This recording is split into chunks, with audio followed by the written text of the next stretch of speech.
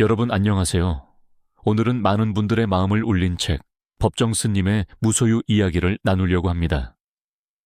여러분은 이 책을 읽을 때마다 내가 얼마나 많은 것을 붙잡고 살았는가 하는 생각을 하게 됩니다. 특히 나이가 들수록 물건보다도 관계보다도 심지어 기억까지도 내려놓아야 할 때가 온다는 것을 느끼게 됩니다. 법정 스님은 우리에게 이렇게 말씀하셨습니다.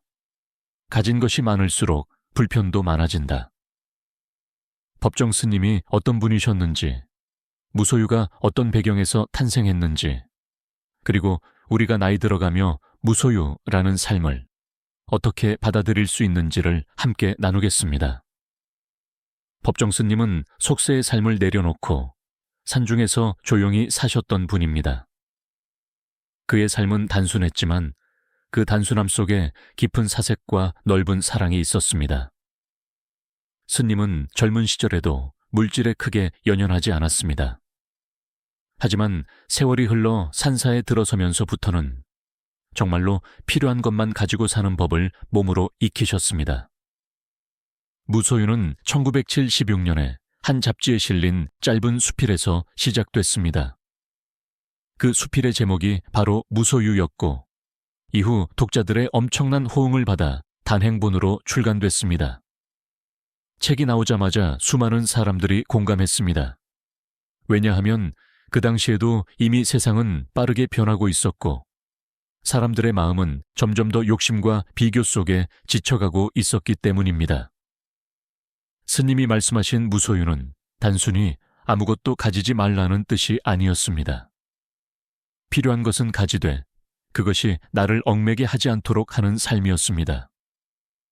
이것이 오늘 우리가 배워야 할 무소유의 진짜 의미입니다. 여러분, 소유라는 것은 무엇입니까? 사전적으로는 어떤 물건이나 권리를 자기 것으로 가지고 있음을 말합니다. 그런데 우리는 물건뿐만 아니라 사람, 지위, 명예, 심지어 젊음과 건강까지도 내 것이라고 착각하며 살아갑니다. 하지만 인생의 진실은 간단합니다. 그 모든 것은 잠시 우리 곁에 머무를 뿐 결국은 떠나갑니다. 물건은 낡고 사람은 멀어지고 지위는 바뀌고 젊음은 사라집니다. 무소유란 이 떠남을 미리 받아들이는 연습입니다. 내가 가진 것에 매달리지 않고 떠나보낼 때 아쉬움보다 감사가 먼저 나오게 하는 것. 이것이 법정 스님이 말한 무소유의 힘입니다. 법정 스님이 처음 무소유를 실천했던 일화를 들어보겠습니다. 어느 날 스님은 선물로 받은 예쁜 찻잔을 사용하고 계셨습니다. 그런데 그 찻잔을 보니 이건 내 것이니까 함부로 쓰면 안 된다는 마음이 생기더랍니다. 그 순간 스님은 깨달았습니다. 아, 소유라는 것은 이렇게 나를 붙잡는 것이구나. 그래서 그 찻잔을 다른 이에게 주셨습니다. 이 이야기는 우리에게 큰 교훈을 줍니다. 내가 가진 것이 많아질수록 그것을 지키고 관리하는 마음의 짐도 함께 커집니다. 노년의 삶에서는 이 짐을 조금이라도 내려놓는 것이 건강과 평안의 비결입니다. 노년의 무소유, 나이가 들수록 몸도 가벼워야 하지만 마음도 가벼워야 합니다. 집안 곳곳을 둘러보면 쓰지 않는 물건들이 쌓여 있죠. 그 물건들은 단순한 물건이 아니라 우리의 시간과 기억, 그리고 집착이 뭉쳐있는 덩어리입니다. 무소유의 첫걸음은 필요 없는 물건부터 정리하는 것입니다. 옷장 속에 몇 년 동안 입지 않은 옷, 서랍 깊숙이 들어있는 쓰지 않는 물건, 그리고 이미 고장 나버린 기계들. 그것들을 떠나보내는 순간 우리 마음속도 함께 비워집니다. 법정 스님이 하신 가장 유명한 말 중 하나가 있습니다. 가진 것이 많을수록 불편도 많아집니다. 겉으로 보면 단순한 말이지만 그 안에는 깊은 통찰이 담겨 있습니다. 물건이 많으면 우리는 그것을 보관할 공간이 필요합니다. 관리할 시간과 손질할 정성도 필요합니다. 심지어 그 물건이 망가지면 고쳐야 하고 잃어버리면 찾아야 합니다. 이렇게 물건이 늘어날수록 우리는 자유를 잃습니다. 물건을 잃지 않으려는 마음이 우리를 더 불안하게 만들고 결국 그 물건이 우리를 지배하게 됩니다. 노년의 삶에서는 이 불편을 줄이는 것이 무엇보다 중요합니다. 왜냐하면 우리의 남은 시간은 관리보다 누림에 써야 하기 때문입니다. 많은 분들이 무소유라고 하면 아무것도 없이 사는 가난한 삶을 떠올립니다. 하지만 법정 스님이 말씀하신 무소유는 결핍이 아닙니다. 오히려 필요한 것만 가지고 사는 풍요로운 삶입니다. 예를 들어 우리가 하루에 필요한 옷은 계절별로 몇 벌이면 충분합니다. 그 이상은 사실 거의 입지 않습니다. 그렇다면 남은 옷은 다른 사람과 나누는 것이 더 풍요롭습니다. 음식도 마찬가지입니다. 냉장고를 가득 채워 놓으면 다 먹지 못해 버리는 음식이 생깁니다. 그보다 오늘 먹을 만큼만 준비하고 신선하게 먹는 것이 훨씬 만족스럽습니다. 무소유는 이렇게 비워서 채우는 삶입니다. 구체적으로 생활 속에서 무소유를 실천하는 방법입니다. 첫째, 물건 비우기. 집 안을 한 바퀴 돌며 최근 1년 동안 사용하지 않은 것들 찾아봅니다. 사용하지 않았다면 앞으로도 쓸 가능성은 거의 없습니다. 필요한 사람에게 주거나 기부합니다. 둘째, 마음 비우기. 오래된 서운함, 원망, 미움은 마음속 먼지와 같습니다. 매일 잠들기 전 그 감정을 한번 내려놓는 연습을 합니다. 그럴 수도 있었겠구나 하고 이해하는 순간 마음이 가벼워집니다. 셋째, 관계 정리하기. 억지로 유지하는 관계는 마음의 에너지를 빼앗습니다. 서로를 지치게 하는 인연은 조용히 거리를 둡니다. 대신 나를 따뜻하게 해주는 사람과 시간을 늘립니다. 비움이 주는 3가지 선물. 첫 번째 선물은 시간입니다. 불필요한 물건과 관계를 줄이면 관리하고 신경 쓰는 시간이 줄어듭니다. 그 시간에 우리는 책을 읽거나 산책을 하거나 더 의미 있는 일을 할 수 있습니다. 두 번째 선물은 마음의 평안입니다. 집이 깔끔하면 마음도 깔끔해집니다. 불필요한 감정이 사라지면 불면증이 줄고 혈압도 안정됩니다. 세 번째 선물은 나눔의 기쁨입니다. 내가 쓰지 않는 것을 필요한 사람에게 줄 때 주는 사람도 행복하고 받는 사람도 행복합니다. 이것이 무소유가 우리 사회에 주는 선한 영향력입니다. 오늘 당장 실천하기. 여러분, 오늘 집에 가서 3가지 물건만 골라서 비워보세요. 그것이 옷이든 책이든 오래된 기념품이든 상관없습니다. 비우는 순간 느껴지는 해방감이 무소유의 첫걸음입니다. 욕심 비우기.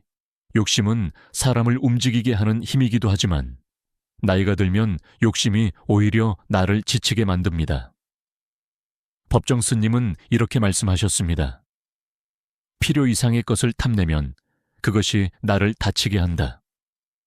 예를 들어 건강도 마찬가지입니다. 건강을 지키려는 노력은 필요하지만 젊었을 때의 체력을 그대로 되찾겠다는 욕심은 몸을 더 혹사시키기도 합니다. 욕심을 비우려면 먼저 내가 진짜 원하는 것이 무엇인지를 명확히 해야 합니다. 많은 경우 우리가 욕심을 부리는 대상은 실제로 필요하지 않은 것들입니다. 작은 노트 하나를 만들어 보세요. 거기에 내가 꼭 필요한 것과 사실 없어도 되는 것들 적어봅니다. 이 작업만 해도 마음이 한결 가벼워집니다. 비교심 비우기. 비교심은 젊을 때보다 노년이 되면 더 강해질 수 있습니다. 누구는 자식이 잘 돼서 해외여행도 간다더라.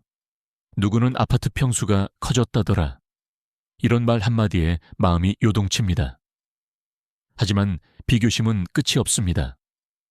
나보다 더 잘 사는 사람은 항상 있습니다. 그리고 그 비교는 결국 나를 불행하게 만듭니다. 법정 스님은 이렇게 말씀하셨습니다. 남과 나를 비교하는 순간 나를 잃는다. 비교심을 줄이는 방법은 관심의 방향을 바꾸는 것입니다. 남이 가진 것을 보지 말고 내가 이미 가지고 있는 것을 바라보는 겁니다. 오늘 내가 마실 따뜻한 차 한 잔, 웃어주는 이웃들, 이것이 내 삶의 진짜 재산입니다. 미움 비우기. 미움은 마음속 가장 무거운 짐입니다. 누군가를 미워하면 그 사람이 잘못했든 아니든 결국 내가 손해를 봅니다. 마음이 불편하고 생각이 자꾸 그 사람에게 묶이기 때문입니다. 법정 스님은 미움에 대해 이렇게 말씀하셨습니다. 누군가를 미워한다는 것은 그 사람을 내 마음속에 계속 살게 하는 일이다. 미움을 비우려면 먼저 이해하려는 시도가 필요합니다. 그 사람이 왜 그렇게 행동했는지, 어떤 상황이었는지를 생각해 보는 겁니다. 물론 완전히 이해하지 못할 수도 있습니다. 그럴 때는 내 마음의 평화를 위해서 그 사람을 놓아주는 겁니다. 작은 방법 하나를 드리겠습니다. 잠들기 전 마음속으로 이렇게 말해 보세요. 나는 오늘 그 사람을 놓아줍니다. 그리고 내 마음을 자유롭게 합니다. 법정 스님 어록 속 마음 청소의 지혜. 여기 몇 가지 법정 스님의 말씀을 소개하겠습니다. 버리면 가벼워지고 비우면 자유로워집니다. 나를 괴롭히는 것은 외부가 아니라 나의 마음입니다. 무소유는 소유하지 않는 것이 아니라 소유에 얽매이지 않는 것이다. 이 짧은 문장들을 곱씹으면 마음속 먼지가 조금씩 사라집니다. 70세가 넘어서도 자식 문제로 마음이 무겁습니다. 아이가 내 뜻대로 살지 않아서 속상하고 그 원망이 점점 커집니다. 여러분, 이것이 바로 미움과 비교, 욕심이 뒤섞인 마음의 짐입니다. 자식이 내 뜻대로 살아야 한다는 욕심, 남의 자식과 비교하는 마음, 그로 인한 섭섭함과 미움이 겹쳐진 것입니다. 이럴 때 무소유의 지혜는 이렇게 말합니다. 그 아이의 인생은 그 아이의 것이다. 나는 그 삶을 지켜볼 뿐이다.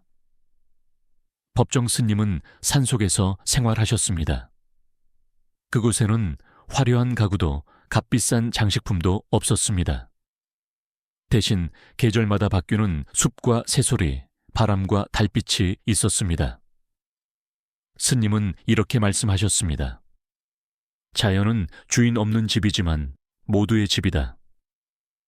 이 말 속에는 우리가 자연과 어떻게 살아야 하는지가 담겨 있습니다. 법정 스님의 산중 생활. 스님은 깊은 산속 작은 암자에서 생활했습니다.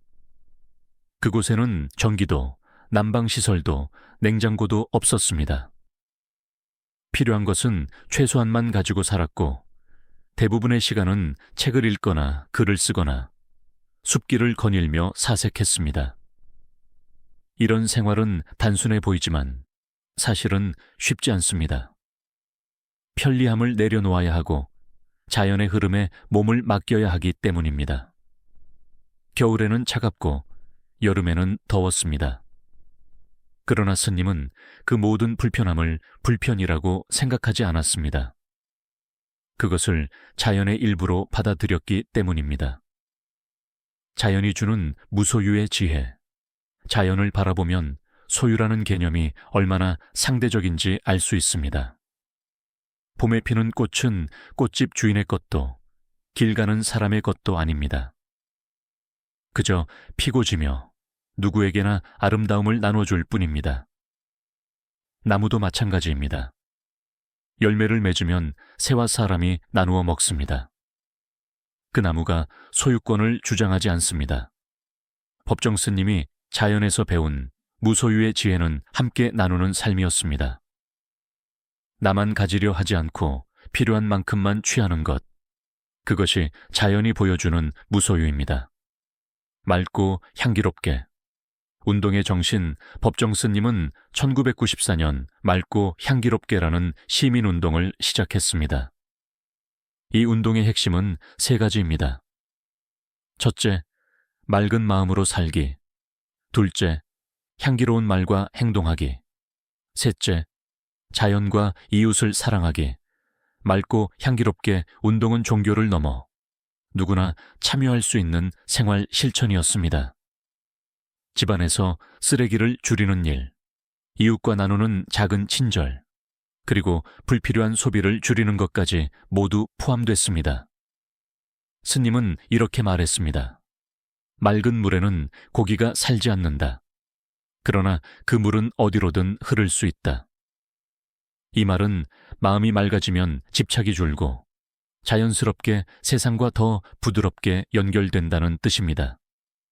자연과 연결되는 생활 실천, 여러분이 오늘부터 실천할 수 있는 자연과 연결되는 무소유 습관을 알려드리겠습니다. 첫째, 걷기 명상. 산책길에서 10분만이라도 주변을 바라보며 걸어보세요. 나무잎, 새소리, 바람의 감촉을 느끼는 것이 마음을 비우는 첫걸음입니다.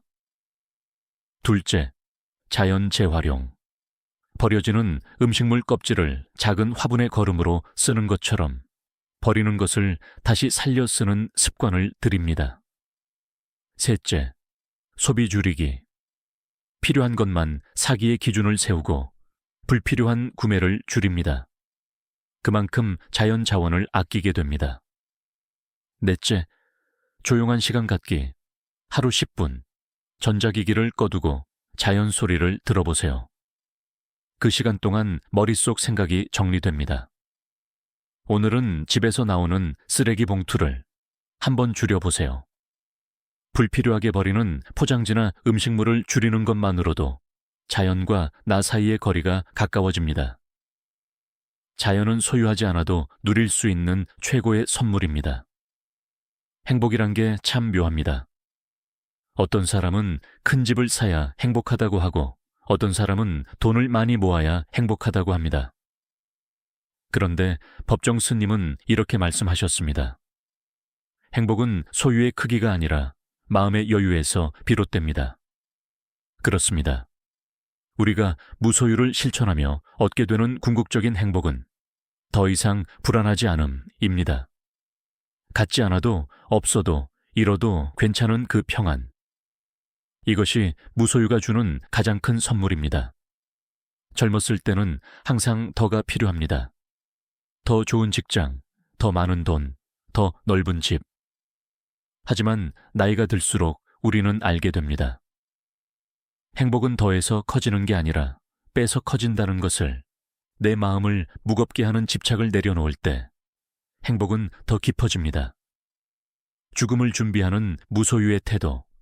스님은 평생 많은 장례를 지켜보셨습니다. 그리고 늘 이렇게 말씀하셨습니다. 사람은 빈손으로 왔다가 빈손으로 갑니다. 죽음을 앞두고 가장 힘든 순간은 육체의 고통이 아니라 미련입니다. 아직 해야 할 일이 남았다는 미련, 아직 지켜야 할 사람이 있다는 미련, 아직 버리지 못한 물건과 재산, 그리고 관계에 대한 미련. 무소유는 이 마지막 미련을 줄여줍니다. 내가 가진 것을 정리하며 남겨진 이들에게 부담을 주지 않는 것. 그것이 죽음을 준비하는 지혜입니다. 죽음을 이야기한다고 해서 어두울 필요는 없습니다. 오히려 무소유는 죽음을 가볍게 만듭니다. 짐을 줄였으니 우리는 더 자유롭게 떠날 수 있습니다. 노년의 관계에서 실천하는 무소유. 관계에도 소유욕이 있습니다. 내 가족이니까, 내 친구니까, 내 자식이니까 하며 상대의 선택과 마음을 소유하려고 합니다. 하지만 법정 스님은 관계 속 무소유를 이렇게 설명하셨습니다. 사람을 사랑하되 소유하려 들지 말라. 사랑과 집착은 종이 한 장 차이입니다. 집착은 상대를 얽매이게 하고 사랑은 상대를 자유롭게 합니다. 노년에는 집착이 아니라 자유를 주는 관계가 필요합니다.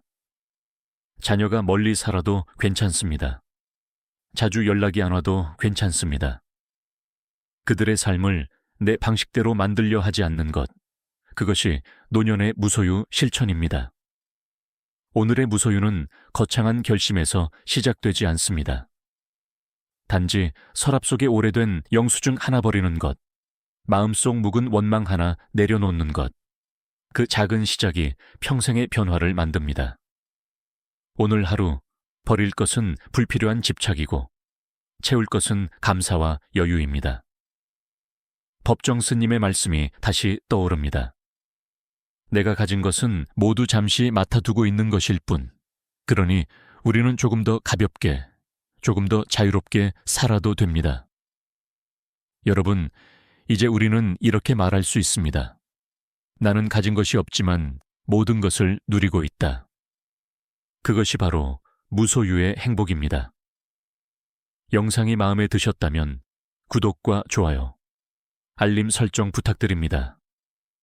좋아요와 구독은 앞으로 더 따뜻한 이야기를 이어가는 큰 힘이 됩니다. 고맙고 감사합니다.